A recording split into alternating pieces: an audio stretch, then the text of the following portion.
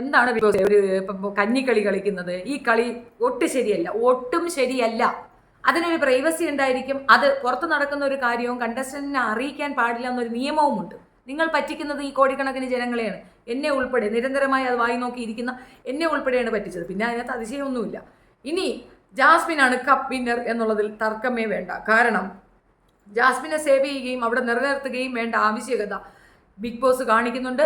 Big ബോസിന്റെ തുറുപ്പ് ചീട്ടായി Jasmine അവിടെ തന്നെ ഉണ്ടാകും. ജാസ്മിനാണ് കപ്പ് വാങ്ങിക്കാൻ പോകുന്നത്. അത് ഞാൻ നിങ്ങളെ നേരത്തെ അറിയിച്ചിരിക്കുന്നു. Announcement is here. ജാസ്മിൻ തന്നെയാണ് അതിന്റെ വിന്നർ ആകാൻ പോകുന്നത്. നിങ്ങളൊക്കെ ഹേറ്റ് ആയ, അല്ലെങ്കിൽ ഇത്രയും ദിവസം ഏറ്റവും കൂടുതൽ ഹേറ്റേഴ്സിനെ സമ്പാദിച്ച ജാസ്മിൻ തന്നെയാണ് അതിന്റെ വിന്നർ. എങ്ങനെയെന്നല്ലേ? കഥയിൽ ചോദ്യമില്ല. ഇതേ സെയിം തിങ് തന്നെയായിരുന്നു മാരാർ വിഷയത്തിൽ നടന്നിട്ടുണ്ടായിരുന്നത്. ഇനിയാണ് കളി, ഇനിയാണ് മെയിൻ കളി. ഇതിനകത്ത് സത്യം പറഞ്ഞാൽ ബിഗ് ബോസ് പൊതുജനങ്ങളെ മണ്ടരാക്കി അല്ലെങ്കിൽ നമ്മളെ കബളിപ്പിച്ചിട്ടുണ്ടെങ്കിൽ പോലും ഇതാണ് യഥാർത്ഥ സ്ട്രാറ്റജി. എങ്ങനെയാണെന്നും കൂടെ പറയാം. ജാസ്മിനെ പ്രൈവറ്റ് ആയിട്ട് വിളിപ്പിക്കുന്നു, അച്ഛനെ കൊണ്ട് സംസാരിപ്പിക്കാനായിട്ടുള്ള ഒരു ഇതുണ്ടാക്കുന്നു. അത് നമ്മൾ പ്രേക്ഷകരെ കാണിക്കുന്നുമില്ല.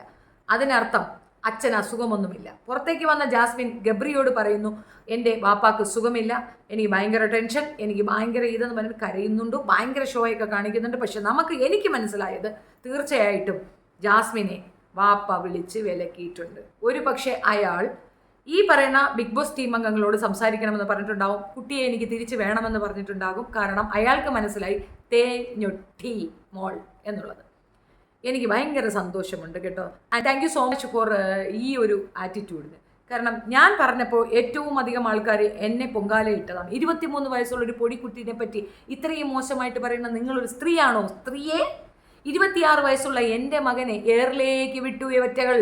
ഏറ്റവും മോശമായി ഒരമ്മയുടെ മനസ്സിൻ്റെ ഏറ്റവും വേദനിക്കുന്ന ഒരു പോർഷനാണ് അവരുടെ കുഞ്ഞിനെ പറ്റി പടുമോശം പറയണത്. ഒരു കേസിലോ ഒരു പ്രോബ്ലത്തിലോ ഇല്ലാത്ത എൻ്റെ കുഞ്ഞിനെ പറ്റി പടുമോശം പറഞ്ഞ് എൻ്റെ കുഞ്ഞിനെ നശകോശയാക്കിയ വലിയൊരു ടീമാണ് ഈ പറയുന്ന ജാസ്മിൻ്റെ ഏറ്റവും നല്ല ഫാൻ ഫോളോവേഴ്സ്. അവരെല്ലാവരും കൂടെ ചേർന്ന് കൂട്ടത്തോടെ അതിഭീകരമായി വെർബൽ റേപ്പിങ്ങിന് ഇരയാക്കുകയായിരുന്നു എന്നെയും എൻ്റെ മകനെയും. അന്ന് ഞാൻ പറഞ്ഞത് സത്യമാകാൻ എനിക്ക് വേണ്ടി തന്നെ, എനിക്ക് സാധകമായി തന്നെ ഈ ബിഗ് ബോസ് ഇവളെ അതിനകത്തേക്ക് കൊണ്ടുപോയി. 7 ദിവസം കൊണ്ട് തന്നെ 23 വയസ്സുകാരിയായ ജാസ്മിൻ്റെ റിയൽ ഫേസ് ജനങ്ങൾക്ക് മനസ്സിലായി. സോ എൻ്റെ നീതി എനിക്ക് കിട്ടി എന്ന് തന്നെ ഞാൻ വിശ്വസിക്കുന്നു. അവൾ കാണിച്ച എല്ലാ പേക്കൂത്തിനുമുള്ള ആൻസർ അവൾ തന്നെ കാണിച്ചു കൊടുത്തിട്ടുണ്ടായിരുന്നു. സോ ഇപ്പോൾ പൊതുജനം മനസ്സിലാക്കി. സ്വന്തം കമൻറ്റ് ബോക്സ് പോലും ക്ലോസ് ചെയ്ത് വെക്കുന്ന രീതിയിലേക്ക്, മകളുടെ ID ക്ലോസ് ചെയ്ത് വെക്കുന്ന രീതിയിലേക്ക് അപ്പനും അമ്മയ്ക്കും ഗതികേട് വന്നിരിക്കുകയാണ്. മകൾ അവിടെ കളിക്കുകയല്ല, മകൾ നശിപ്പിക്കുന്നത് താൻ ഉൾപ്പെടെയുള്ള തൻ്റെ കുടുംബക്കാരുടെ ഉൾപ്പെടെയുള്ളവരുടെ മുഖം ആസിഡ് ഒഴിച്ച് വികൃതമാക്കുകയാണെന്ന തിരിച്ചറിവിൽ അപ്പൻ അവിടെ പോയിരിക്കുന്നു. അപ്പൻ കാര്യം പറഞ്ഞിരിക്കുന്നു, മകൾക്ക് കാര്യം മനസ്സിലായിരിക്കുന്നു. ഇനിയാണ് പ്ലേ. ഇനി പ്ലേയിലേക്ക് വരാം. എന്താണ് പ്ലേ എന്ന് നിങ്ങൾക്ക് മനസ്സിലാകാൻ വേണ്ടിയിട്ട്. ജാസ്മിൻ പോകുന്നതിന് മുമ്പ്, ഇപ്പോൾ കൺഫെഷൻ റൂമിലേക്ക് പോകുന്നതിന് മുമ്പ് അവിടെ കളിച്ച പ്ലേയിൽ ഏറ്റവും കൂടുതൽ വെറുപ്പിച്ചത് ആരൊക്കെയാണ്? ഋഷി ഭയങ്കരമായിട്ട് വെറുപ്പിച്ചിട്ടുണ്ട്. കാരണം അവന് മനസ്സിലായി ജാസ്മിൻ ഒരു കില്ലർ പ്ലെയറാണ്. അവളുടെ വ്യക്തിക്ക് വേണ്ടി എന്തും ചെയ്യുന്ന ഒരു സ്ത്രീയാണെന്ന് മനസ്സിലാക്കിയിട്ടുണ്ട് ഋഷി. സെക്കൻഡ്, നമ്മുടെ റക്കി ബായ് നമ്പർ 1. റോക്കിയെ നമ്മളെ യമുന റാണിയെ പിടിച്ചിരുത്തി ഒന്ന് പറയുന്നത് പോലെ റോക്കിയെ പിടിച്ചിരുത്തി ഒന്ന് സൂപ്പിച്ച് പറയുന്നുണ്ട്. പക്ഷേ യമുന റാണിയെ പോലെ പൊട്ടത്തിയല്ലാത്തത് കൊണ്ട് റോക്കി അത് വിശ്വസിച്ചിട്ടില്ല. So number 2. പിന്നെ അവിടെ ആരാണ് ഏറ്റവും സപ്പോർട്ടീവായിട്ട് അവൾക്ക് നിൽക്കാൻ സാധ്യതയുള്ളൂ? അൻസിബയോ? അതിനെ കാണുന്നത് പോലും എനിക്ക് ഇഷ്ടമില്ലെന്ന് അൻസിബ പറയുന്നു. Apsara no way. മിണ്ടാതെ വായിക്കാത്ത കോലിട്ട് കുത്തിയാൽ പോലും മിണ്ടാതിരിക്കുന്ന ശ്രുതിയോ? ആ കുട്ടി വരെ വായി തുറന്നിട്ടുണ്ട് എന്ന് വേണ്ട. അതിനകത്തുള്ള മിക്കവാറും എല്ലാ പെണ്ണുങ്ങളും അവൾക്ക് എഗൻസ്റ്റാണ്. റക്സിന എന്ന് പറയുന്ന ആ കുട്ടി ചിലപ്പോൾ ഒന്ന് മൈൽഡായിട്ട് കൂട്ടുകൂടിയേക്കാം. പക്ഷെ അവൾക്ക് സ്ത്രീകളുമായിട്ട് കൂട്ടുകൂടുന്ന അത്ര പിടിക്കുന്ന കേസ് കെട്ടല്ല അവൾ അതിനകത്തോട്ട് വരാൻ വളരെ സാധ്യത കുറവാണ്. ആണുങ്ങൾ ആരും ആ വശത്തേക്ക് അടുക്കില്ല എന്നുള്ളത് ഉറപ്പിച്ച കാര്യം.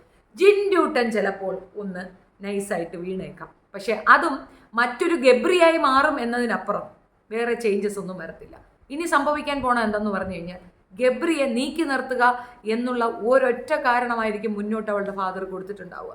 ആ കൊടുത്തിട്ടിരിക്കുന്ന ആ സാധനത്തിൽ തന്നെ ഗബ്രിയെ നീക്കി നിർത്തുകയെ അവൾക്ക് നിവൃത്തിയുള്ളൂ, വേറെ വഴി ഉണ്ടാവത്തില്ല.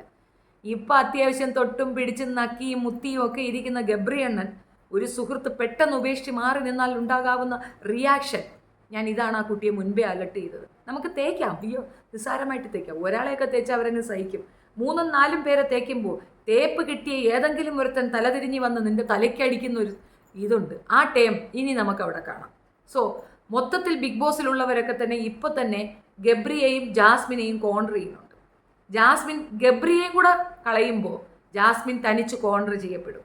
കോർണർ ചെയ്യപ്പെടുന്ന ജാസ്മിൻ കരച്ചിലോ കരച്ചിൽ, കരച്ചിലോ കരച്ചിൽ, പെർഫോമൻസോ പെർഫോമൻസ്.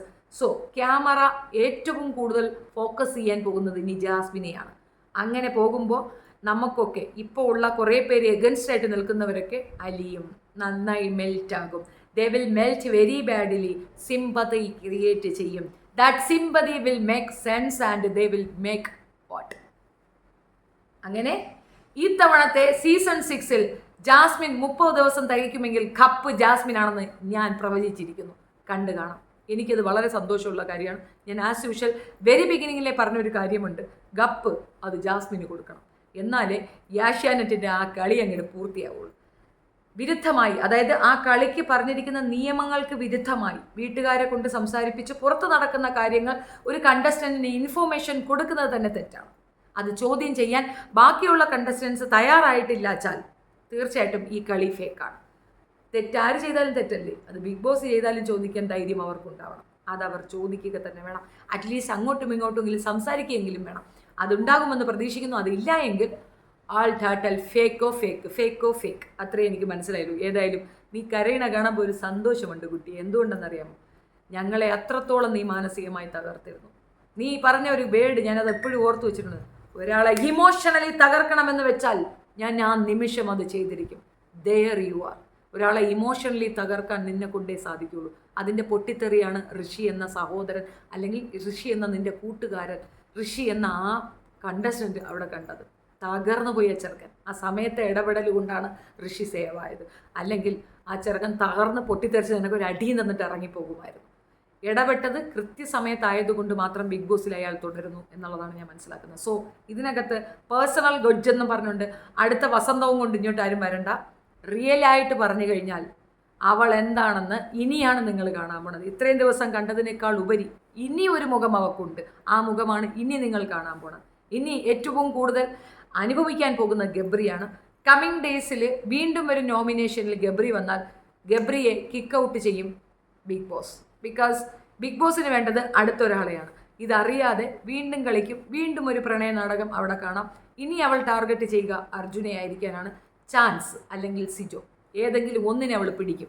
അത് ഉറപ്പായ കാര്യമാണ്. കാത്തിരുന്ന് കളി കാണാം. Thank you so much.